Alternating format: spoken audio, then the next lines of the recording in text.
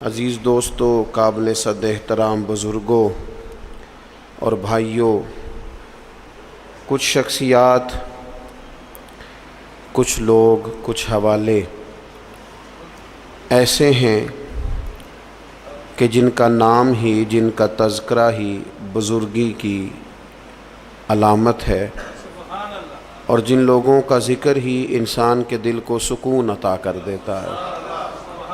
اللہ تبارک و تعالیٰ کے کچھ محبوب بندے اس طرح کے بھی ہیں کہ جن کی زندگی ساری کی ساری اس کی محبت میں، اپنے مالک کی فرما برداری میں، اس کے دین حق کے پیغام کی آبیاری میں گزر گئی، اور انہوں نے اپنے شب و روز سارے کے سارے اپنے مالک حقیقی کے نام کر دیے۔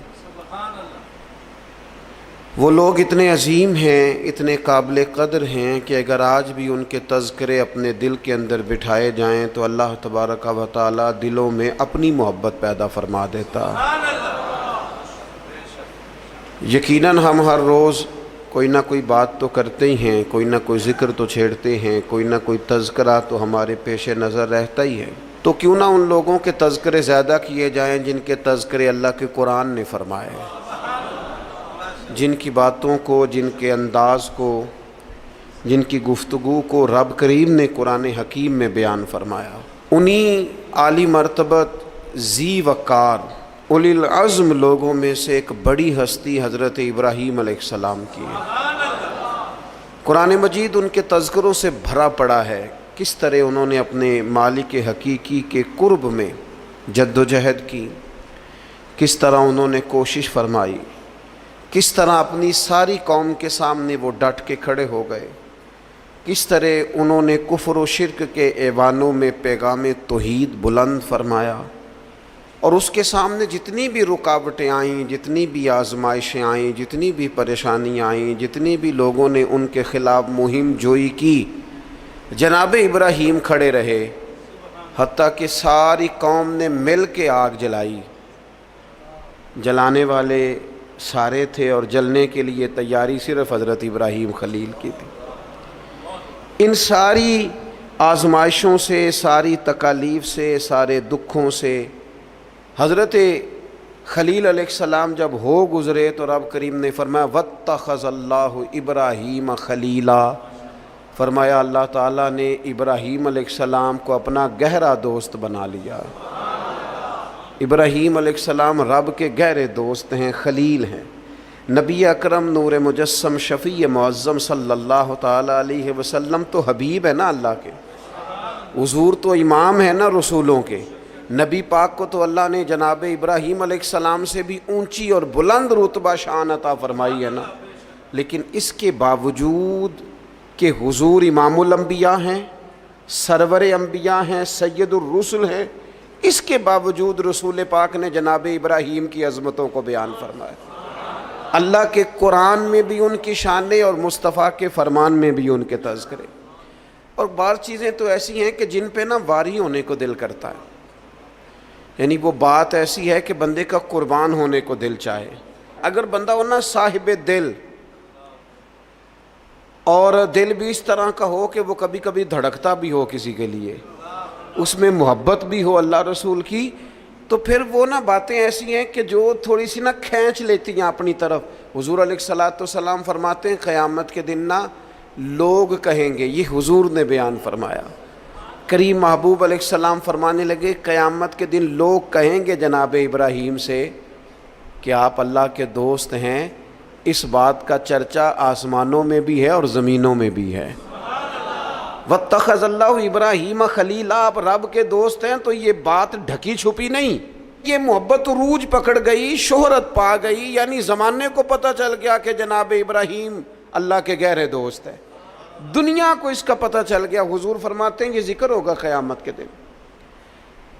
آپ اس شخص کی عظمت کو سمجھ سکتے ہیں کہ جن کے تذکرے، جن کے القابات، جن کی شانیں اس زبان سے بیان ہوں جس زبان سے رب چاہتا ہے کہ اس کی توحید کا تذکرہ ہو۔ قُلْ هُوَ اللَّهُ أَحَدٌ، محبوب آپ فرما دیں کہ اللہ ایک ہے۔ حضرت ابراہیم علیہ السلام کی عظمت، ایک شخص نے حضور کی بارگاہ میں آ کے عرض کی یا خیر البریہ، اے ساری مخلوق سے بہتر. تو محبوب نے مسکرا کے دیکھا، آنکھیں کھولی، محبت بھرے انداز میں فرمایا یہ جو تم نے مجھے خیر البریہ کہا ہے نا، یہ تو حضرت ابراہیم علیہ السلام ہے. گویا حضور فرمانے لگے یہ لقب جناب ابراہیم کا ہے. اپنے اپنے القابات ہوتے ہیں نا، آج کل القابات چوری کرنے کا بھی بڑا مزاج ہے، بڑا مزاج ہے، سب کو لقب چوری کرنے، یہ بھی میرا حصہ ہے، یہ بھی میرا حصہ ہے، یہ بھی میرا. خلیل اللہ انہی کا لقب ہے. اور حضور نے سب کی عظمتیں بیان کر کے اپنی شان، اپنی عظمت اپنی امت کو بتائی. فرمایا جناب موسیٰ کلیم اللہ ہیں اور بے شک ہیں، حضرت عیسیٰ روح اللہ ہیں اور بے شک ہیں. فرمایا جناب اسماعیل ذبیح اللہ ہیں اور بے شک ہیں، حضرت ابراہیم خلیل اللہ ہیں اور ہیں.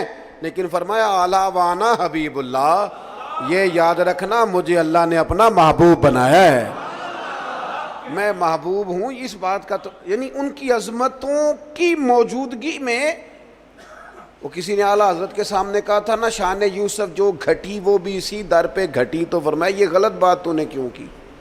حضور کسی کو گھٹانے تو آئی نہیں. کہا پھر کیا کہنا چاہیے؟ فرمایا کہو شان یوسف جو بڑی وہ بھی اسی در سے بڑی. یہیں سے کرم ہوا جناب یوسف پر، ان کے تذکرے قرآن پاک میں آئے. قیامت تک جناب یوسف کا نام تلاوت کیا جائے گا. تو نبی پاک نے جناب ابراہیم علیہ السلام کی عظمتوں کو فرمایا خیر البریہ تو ان کا لقب ہے، یہ تو ان کو کہا جاتا ہے. حضور کے جو القابات ہیں وہ تو گنے نہیں نہ جا سکتے، لیکن نبی پاک علیہ السلام تو شانے دینے آئے ہیں نا، عظمت عطا فرماتے ہیں. حضرت ابراہیم کی عظمت جو امت کے دلوں میں حضور نے بٹھائی ہے، ان کی بلندی، ان کی شان، ان کا مرتبہ، ان کا مقام. میں نے کہا حضور امام الانبیاء ہیں، حضور سرور انبیاء ہیں، نبی پاک علیہ السلام امام ہیں جناب ابراہیم کے. حضرت ابراہیم نے بیت المقدس میں حضور کے پیچھے نماز ادا کی ہے. پر حضور فرمانے لگے ہر نبی نے نبیوں میں سے کسی نہ کسی کو دوست بنایا، نبیوں کی نبیوں سے دوستیاں ہوئیں. تو فوراً ذہن کی سطح پر سوال اٹھتا تھا حضور آپ کا دوست کون ہے؟ انبیاء کی صفوں میں ایک دوسرے سے دوستیاں لگیں، ہر نبی کی کسی پیغمبر سے دوستی ہوئی. تو یا رسول اللہ آپ کا دوست کون ہے؟ حضور فرمانے لگے میرے دوست وہی ہیں جنہیں اللہ نے اپنا خلیل بنایا ہے. واتخذ اللہ ابراہیم خلیلا، وہ میرے دوست ہیں جنہیں اللہ نے اپنا دوست بنایا. اور بعض چیزیں تو ایسی باریک ہیں کہ وہ جیسے بندہ زیادہ گہرائی میں نہیں اتر جاتا، زیادہ باریک ہو جاتا ہے اور چیزوں کو بڑی قریب کی سطح تک آ کے اس خوبصورتی اور اس کا حسن ملاحظہ کرتا ہے. اور انسان ان ساری نسبتوں سے بھی پیار کرتا ہے جن کا تعلق محبوب سے ہو جاتا ہے، ان گلیوں سے بھی پیار ہو جاتا ہے، ان رستوں سے بھی پیار ہو جاتا ہے. کسی نے بابا فرید سے رستہ پوچھا تھا دلی میں کسی شہر کا، کسی محلے کا، کسی علاقے کا، تو فرمانے لگے نہیں آتا. کب سے ہو دلی میں؟ فرمانے لگے سالوں بیت گئے. تو کہا گلی کا نہیں آتا؟ کہنے لگے دو رستے مجھے بالکل صحیح آتے ہیں، دو بالکل صحیح آتے ہیں رستے، بالکل پکے. ایک جو خواجہ قطب الدین صاحب کے گھر جاتا ہے، اور دوسرا اگر وہ حکم دیں تو جو واپس آتا ہے. دو رستے، ایک کو یار دی یاد پکائیے تے وہ یاد مکمل کیتی ہے. جو کام کرنے والا تھا اس میں کوتاہی، وہ اس میں کوئی قضا نہیں کسی قسم کی. تو کچھ چیزیں ایسی ہوتی ہیں یعنی بندہ نا ان جگہوں سے بھی پیار کرتا ہے جن کی محبوب سے نسبت ہو، ان تعلقات سے بھی پیار کرتا ہے. ہمارے ہاں لوگ یہ کام نہیں کرتے. ہمارے ہاں لوگ فرد واحد سے محبت کرتے ہیں، نسبتوں کو چھوڑ جاتے ہیں. ہم سادے لوگ ہیں نا. تو ایک دفعہ ایک بزرگ اور ہمارے عزیزوں میں سے ہی اور ان کی اہلیہ دونوں میاں بیوی بوڑھے تھے، تو اپنے داماد کی کچھ شکایتیں اور کچھ دکھ بیان کر رہے تھے. تو دکھ بیان کرتے کرتے کہہ رہے تھے منڈا بڑا چنگا ہے، گھر دے نہیں سو ٹھیک، منڈا بالکل ٹھیک ہے، ماں سکھاندی ہے، باپ غلط گائیڈ کرتا ہے، کوئی تھوڑا جا نقص پہنا پائیاں چ بھی ہے.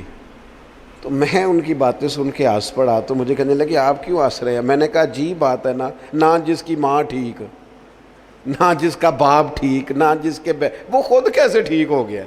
یہ انوکھی بات ہے کہ اس سے تعلق رکھنے والی کوئی شے ٹھیک نہیں۔ اور میں نے کہا وہ بھی اسی طرح کا ہی ہے، بس آپ اس کی خطائیں چشم پوشی کر رہے ہیں کیونکہ نباہ کرنا ہے نا، اور باقیوں سے آپ توڑنا چاہ رہے ہیں۔ یوں نہ کریں، جو ٹھیک ہوتا ہے اس کی نسبتیں بھی تقریباً، اور اگر کوتاہیاں ہوتی ہیں تو پھر کم و بیش کوتاہیاں بھی ہوتی ہی ہیں۔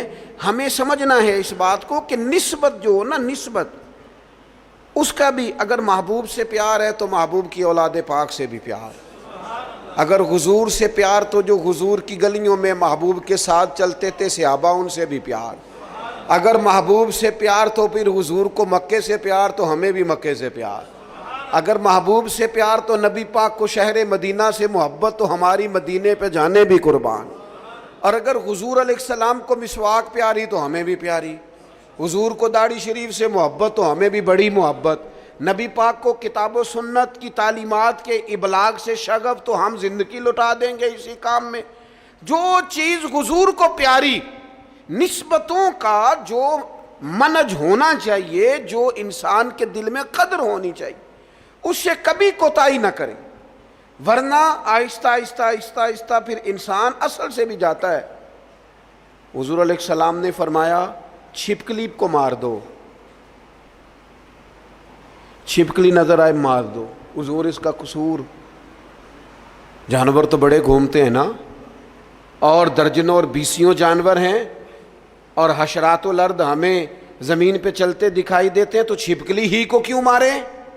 تو حضور فرمانے لگے، یہ صحیح حدیث میں موجود ہے، محبوب فرمانے لگے چھپکلی کو مار دو، اس لیے کہ جب جد الانبیاء حضرت ابراہیم علیہ السلام کی آگ جلائی جا رہی تھی نا، تو یہ چھپکلی اس کو پھونکے مارتی تھی اور جلاتی تھی۔ تو جناب ابراہیم سے اگر چھپکلی بھی اختلاف کرے تو ہمیں وہ چھپکلی بھی پسند نہیں۔ حضرت ابراہیم خلیل علیہ السلام کی اللہ سے محبت، حضرت ابراہیم خلیل علیہ السلام کو اللہ نے اپنا گہرا دوست بنایا۔ آپ ان کی زندگی کو پڑھیں، قرآن پاک کے اندر جا بجا جناب ابراہیم کا تذکرہ ملے گا، اور اس کے اندر جو اللہ کی محبت چھلکتی ہے، جو اپنے مالک سے تعلق نظر آتا ہے۔ ایک بندہ مومن کی جو شان ہونی چاہیے اپنے رب کے ساتھ، اس کا جو رشتہ ہونا چاہیے، اس کی سوچیں، اس کے نظریات، اس کی قلبی کیفیات، اس کا توکل، اس کا صبر، اس کا بھروسہ، اس کی امیدیں اپنے مالک کے ساتھ کس طرح وابستہ ہونی چاہیے۔ یہ جناب ابراہیم کی زندگی سے یوں نور پھوٹتا ہے کہ بنجر دل بھی آباد ہو جاتے ہیں، بے آباد روحوں پر پھول کھلنے لگتے ہیں۔ قرآن مجید کی سورہ شعراء کے اندر حضرت ابراہیم علیہ السلام کا وہ تذکرہ ملتا ہے کہ وہ اپنے رب کے بارے میں کس طرح گفتگو کرتے ہیں، اپنے مالک کا تعارف لوگوں کو کراتے ہیں تو کس طرح فرماتے ہیں الذی خلقنی فہو یہدین، میرا رب وہ ہے جس نے مجھے پیدا کیا اور وہی مجھے ہدایت بھی عطا کرے گا۔ خالی میرے رب نے مجھے پیدا نہیں کیا، وہ مجھے ہدایت بھی عطا کرے گا۔ والذی ہوا یطعمنی ویسقین، میرا رب وہ ہے جو مجھے کھلاتا بھی ہے اور پلاتا بھی ہے۔ وَإِذَا مَرِضْتُ فَهُوَ يَشْفِينِ، فرمانے لگے جب میں بیمار ہوتا ہوں نا تو وہ مجھے شفا عطا کرتا ہے۔ یہ اللہ کرے آپ قرآن مجید کے الفاظ کی لذت محسوس کریں۔ میرا رب وہ ہے جس نے مجھے پیدا کیا، وہی مجھے ہدایت دے گا۔ میرا رب وہ ہے کہ جو مجھے کھلاتا اور پلاتا ہے۔ میرا رب وہ ہے جب میں بیمار ہوتا ہوں تو مجھے شفا دیتا ہے۔ والذی یمیتنی ثم یحیین، میرا رب وہ ہے جو میری روح قبض کرے گا، مجھے وفات دے گا، اور پھر میرا رب مجھے زندہ بھی کرے گا۔ اور فرمایا والذی اطمع ان یغفر لی خطیئتی یوم الدین، قربان جائیں، لفظ دیکھیں، عاجزی دیکھیں۔ اللہ کے نبی تو معصوم ہوتے ہیں، خطاؤں سے پاک ہوتے ہیں، لیکن فرمانے لگے پھر مجھے امید ہے کہ میرا رب قیامت کے دن میری خطائیں بھی معاف فرما دے گا، میرا رب قیامت کے دن میری خطائیں بھی معاف کر دے گا۔ یہ حضرت ابراہیم علیہ السلام اپنے مالک کا تعارف کرا رہے ہیں، تذکرہ ہو رہا ہے۔ سب سے پہلے ارشاد فرمایا الذی خلقنی فہو یہدین، میرا رب وہ ہے جس نے مجھے پیدا کیا اور وہی مجھے ہدایت دے گا۔ اللہ کریم نے نا انسان کو صرف پیدا نہیں کیا، اس کی ہدایت کا بندوبست بھی فرمایا۔ حضرت آدم علیہ السلام جب زمین میں تشریف لائے تو رب کریم نے فرمایا جو میری ہدایت کی پیروی کرے گا نا زمین پہ اتر جاؤ،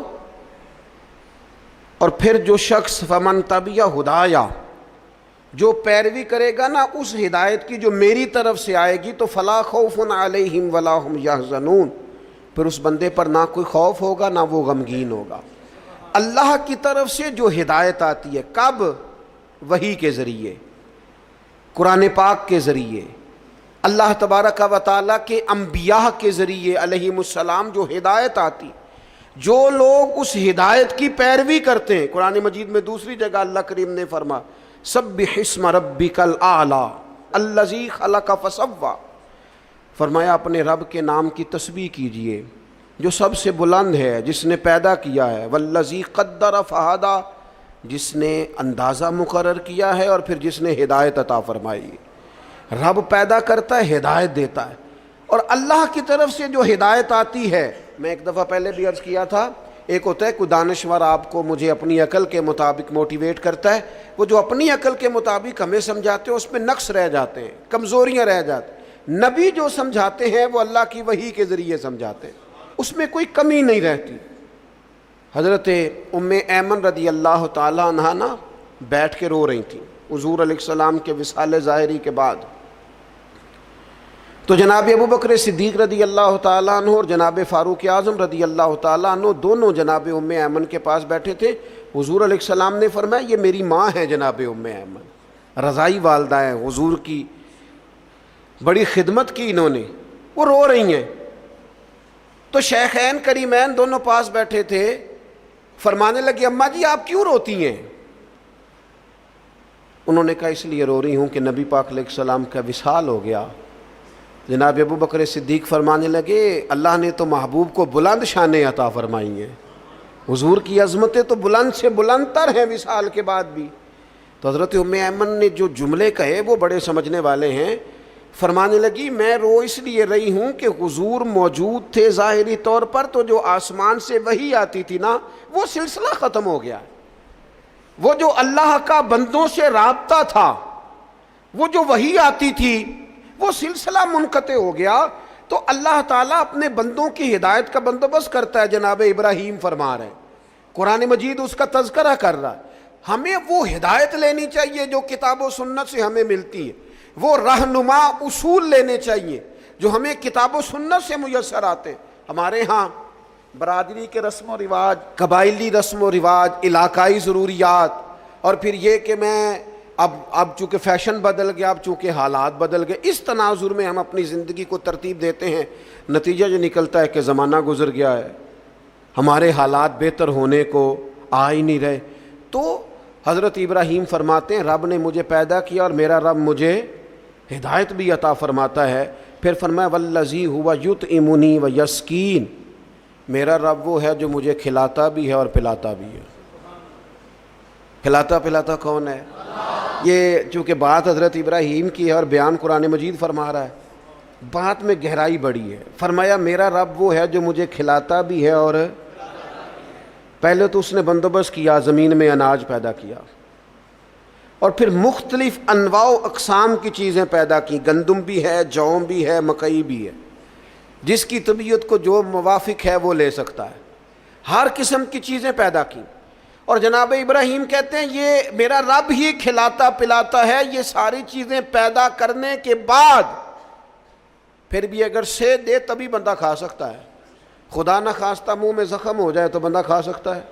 پکی ہوئی ہے چیز آ گئی ہے آپ کے سامنے پڑی ہے، نہیں کھا سکتے۔ کھائیں گے کب؟ جب رب کھلائے گا۔ پئیں گے کب؟ جب رب پلائے گا۔ سامنے چیزیں پڑی ہیں، بہترین بنی ہوئی ہیں، وہ کہتا ہے میرا معدہ قبول نہیں کرتا، اب میں اس کو ہضم نہیں کر پاتا، اب میری طبیعت کے ساتھ جناب ابراہیم علیہ السلام کی باتیں، رب کی محبت میں کی ہوئی باتیں، اللہ کے پیار میں کی ہوئی باتیں، فرمانے لگے کھلاتا بھی اللہ ہے، پلاتا بھی اللہ۔ میرے نبی پاک علیہ السلام نے اس بات کو بڑا کھول کے بیان کیا جب سرور کائنات صلی اللہ علیہ وسلم نے وصلی روزے رکھے نا، مسلسل روزے، سرکار افطار نہیں کرتے، مسلسل روزہ رکھ لیتے. تو بعض صحابہ نے بھی رکھے تو ان کی طبیعت میں نکاہت آ گئی، علیل ہو گئے.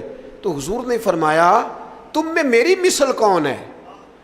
فرمایا میں تو اپنے رب کے پاس رات گزارتا ہوں، مجھے کھلا بھی دیتا ہے پلا بھی دیتا ہے. مجھے میرا رب کھلاتا پلاتا ہے، کھلاتا پلاتا رب بھی ہے. آپ یقین کریں نعمتیں جتنی مرضی ہوں. والذی ہوا یطعمنی ویسقین، جناب ابراہیم کہتے ہیں میرا رب مجھے کھلاتا ہے اور میرا رب ہی مجھے. پھر حضرت ابراہیم آگے فرماتے ہیں وَإِذَا مَرِضْتُ فَهُوَ يَشْفِينِ، وَإِذَا مَرِضْتُ فَهُوَ يَشْفِينِ، فرمایا جب میں بیمار ہوتا ہوں تو میرا رب مجھے شفا. سبحان اللہ. جناب ابراہیم کا انداز دیکھیے، فرمایا بیمار میں ہوتا ہوں، یہ نہیں فرمایا وہ بیمار کرتا ہے، بیمار میں ہوتا ہوں. یہ عاجزی دیکھیں، یہ تعلیم امت دیکھیں، یہ سمجھانے کا انداز دیکھیں. جب میں بیمار ہوتا ہوں نا وہ مجھے شفا عطا کرتا ہے. اللہ کے انبیاء کرام علیہم السلام یا اولیاء کرام جب بیمار ہوتے ہیں نا تو ان کی بیماری آزمائش ہوتی ہے، ان کے درجات کی بلندی ہوتی ہے، اللہ کا قرب اور بڑھتا ہے. ان کی بیماری معاذ اللہ کسی قسم کی سزا نہیں ہوتی. لیکن میری اور آپ کی طرح کے لوگ، ہم جو گناہگار لوگ ہیں، ہم کیوں بیمار ہوتے ہیں جی؟ شوگر کیوں ہوتی ہے؟ زیادہ میٹھا کھایا، اپنے جسم کو آرام دہ کیا، کوئی ورزش نہیں کی، کوئی کوشش نہیں کی، کوئی جد و جہد نہیں کی. مومن کی زندگی اس طرح نہیں ہوتی کہ وہ ساری بستر کی نظر کر دے، وہ موبائل لے کے لیٹا ہے تو لیٹا ہی لیٹا ہے. یہ اس کی لائف نہیں ہوتی. مومن کی زندگی فعال ہوتی ہے، جد و جہد والی ہوتی ہے، کوشش والی ہوتی ہے، اس کے اندر ہمت اور توانائی پائی جاتی ہے. مومن کا کام ہے مسلسل آگے بڑھنا، کوشش کرنا. لیکن ہمارے ہاں اب وہ سستی، وہ روایتی آرام طلبی، اقبال کہنے لگے لہو مجھ کو رلاتی ہے جوانوں کی تن آسانی. تو یہ اسی طرح جو لوگ زیادہ چکنائی استعمال کرتے ہیں، وہ بد پرہیزی کرتے ہیں، زیادہ مرغ اور زیادہ مسالہ جات چیزیں استعمال کرتے ہیں تو کولیسٹرول ہو جاتا ہے، خدا نخواستہ دل کے امراض بڑھ جاتے ہیں اور بہت سارے امراض لاحق ہو جاتے ہیں. تو یہ ہماری جو بیماریاں ہیں نا وہ تو ہماری وجہ سے ہیں. تو جناب ابراہیم علیہ السلام فرمانے لگے جب میں بیمار ہوتا ہوں تو میرا رب مجھے شفا دیتا ہے. میں نے کہا اللہ کے نبی جو ہوتے ہیں، پیغمبر جو ہوتے ہیں، ان کی بیماری تو کسی ان کی معاذ اللہ کمزوری کی وجہ سے نہیں ہوتی، وہ تو معصوم ہے. فرمایا جب میں بیمار ہوتا ہوں، ہماری تعلیم کے لیے فرمایا جب میں بیمار ہوتا ہوں، کمزوری کی، غلطی کی، بیمار ہو گئے، لیکن وہ بڑا کریم ہے، وہ اپنے فضل سے شفا عطا فرما دیتا ہے. وہ اپنے بندوں کو، نبی پاک علیہ الصلوۃ والسلام فرماتے ہیں رب نے کوئی بیماری نہیں پیدا کی جس کی دوا نہ پیدا کی ہو. وہ میں اکثر کہتا ہوں بعض لوگ تھوڑے زیادہ نیک ہو جاتے ہیں، نیکی بھی تھوڑی چند قدم آگے گزار لیتے ہیں شریعت سے آگے، کچھ زیادہ ہی پرہیزگار ہو جاتے ہیں. وہ خدا کے بندے دائرہ شریعت کے اندر حضور نے منع فرمایا تھا ساری رات کھڑے ہو کے عبادت نہ کرنا، کچھ دیر آرام بھی کرنا. جی میں نے عبادت ہی کی ہو، بھائی عبادت کر، پر جو دین تجھے بتاتا ہے اس کے دائرے میں رہ. وہ جی ہم دوائی نہیں استعمال کریں گے، ہمارا اللہ پہ بھروسہ ہے. او خدا کے بندے جب حضور فرما رہے ہیں، نبی کریم فرما رہے ہیں کہ اللہ نے کوئی مرض ایسا نہیں پیدا کیا جس کی دوا پیدا نہ کی ہو سوائے بڑھاپے اور موت کے. بوڑھا بھی انسان نے ہونا ہے، مر بھی انسان نے جانا ہے، اس کی دوا کوئی نہیں. باقی اللہ نے ہر بیماری کی دوائی پیدا کیا، اور دیکھ لے وقت کے ساتھ ساتھ وہ دوائیاں دریافت ہو رہی ہیں. تو فرمایا میں بیمار ہوتا ہوں، میرا رب مجھے. حضرت امام جعفر صادق اس آیت کے تحت کیا فرماتے ہیں؟ فرماتے ہیں یہ ہماری تعلیم کے لیے نا، جب میں بیمار ہوتا ہوں تو میرا رب مجھے شفا عطا کرتا ہے. امام جعفر صادق فرماتے ہیں جب لوگ گناہ کر کے بیمار ہوتے ہیں نا تو اللہ انہیں توبہ کی توفیق دے کے شفا عطا فرما دیتا ہے. حضرت شیخ ابو بکر شبلی رحمۃ اللہ علیہ فرمانے لگے جب لوگ دنیا میں پوری طرح محو ہو جاتے ہیں اور دنیا داری کر کر کے بیمار ہو جاتے ہیں، پھر رب جب فضل کرے اور اپنے دیدار کی لذت پیدا کر دے تو اس کا مطلب ہے رب لذت پیدا کر کے شفا عطا فرما رہا. جب میں بیمار ہوتا ہوں تو پھر میرا رب مجھے شفا عطا کرتا ہے. والذی یمیتنی ثم یحیین، فرمایا وہی مجھے وفات دے گا اور پھر وہی مجھے زندہ بھی کرے گا، پھر کھڑا کرے گا قیامت کے دن مجھے. اور فرمایا والذی اطمع، مجھے امید لگ گئی ہے. اعلیٰ حضرت نے ترجمہ کیا ہے مجھے آس لگی ہے، یہ میری آس ہے. کیا؟ ان یغفر لی خطیئتی، کہ وہ میری خطائیں بخش دے گا. میں نے کہا انبیاء معصوم ہوتے ہیں، یہ بھی ہماری تعلیم کی. امید رکھو کسی جگہ بھی، کسی مقام پر نا امید نہ ہونا. اللہ معاف کرنے والا. امید لگی ہے کہ وہ میری خطائیں بخش دے گا. کب؟ یوم الدین، قیامت کے دن. وہ میری خطائیں صبح قیامت معاف کر دے گا. حضرت ابراہیم علیہ السلام کے تذکرے، جناب ابراہیم کی عظمتیں، اپنے مالک کو پہچاننا، اپنے رب سے دعائیں مانگنا، یعنی اس تصور کو بار بار اپنے دل میں پیدا کرنا کہ مجھے پیدا کرنے والا میرا اللہ ہے، ہدایت کا نور دینے والا میرا اللہ ہے، کھلانے پلانے والا میرا اللہ ہے، میں بیمار ہوتا ہوں تو شفا دینے والا میرا اللہ کریم ہے، وہی مجھے موت دے گا پھر وہی مجھے زندگی عطا کرے گا. امید ہے قیامت کے دن وہ میری خطائیں بھی معاف کر دے. اپنے دلوں میں یہ جذبہ لائیے، اپنے مالک کے حضور اپنا سر نیال جھکائیے، نکلیے تھوڑا سا دنیا کے جھمیلوں سے، دنیا کی باتوں سے. کیمرے کے پیچھے دنیا نہیں ہے، دنیا تو یہ ہے جو بستی ہے آپس میں. اللہ تعالی حضرت ابراہیم علیہ السلام کی محبت کا فیضان عطا کرے.